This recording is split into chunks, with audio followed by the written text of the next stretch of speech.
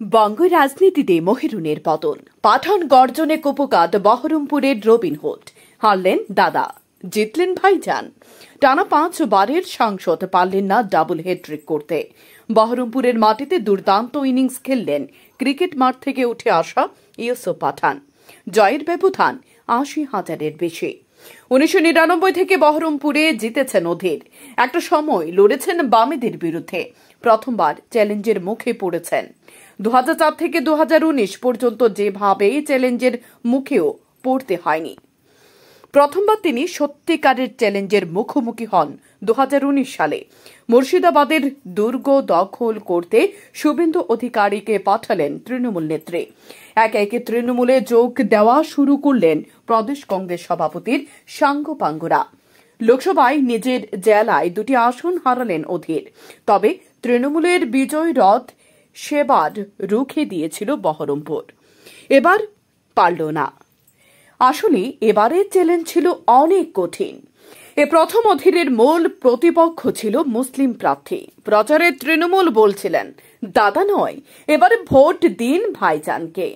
অধীরের ভাষায় ভাইজান পাঠান।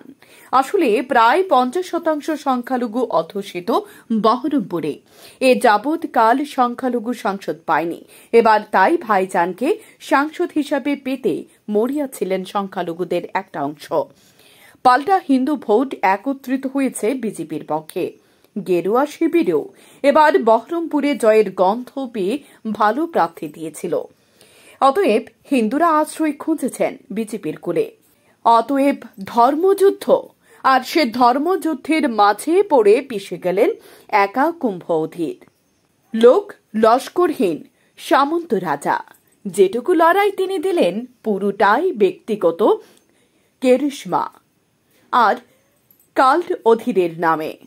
কিন্তু সংগঠনহীন, ন্যারেটিভহীন দাদা এবার হাত মানলেন ভাইজানের কাছে।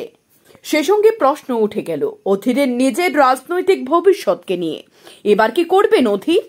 বাংলায় তৃণমূলের চমকপ্রদ ফল, কংগ্রেসের ব্যর্থতা। তৃণমূলকে নিজের শিবিরে রাখতে হাইকমান্ড তো বহরমপুরের সদ্য প্রাক্তন সাংসদকে প্রদেশ সভাপতি পদ থেকে সবার আগে সরিয়ে দেবে।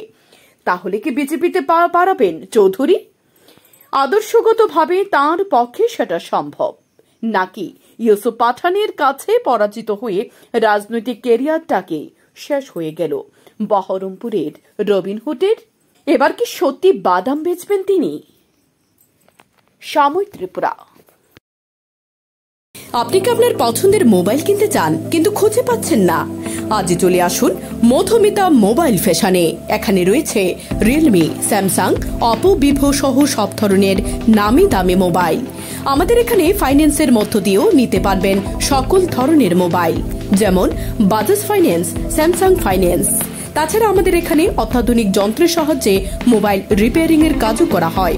আমাদের ঠিকানা সোনামুড়া পাঞ্জাব ন্যাশনাল ব্যাংক সংলগ্ন।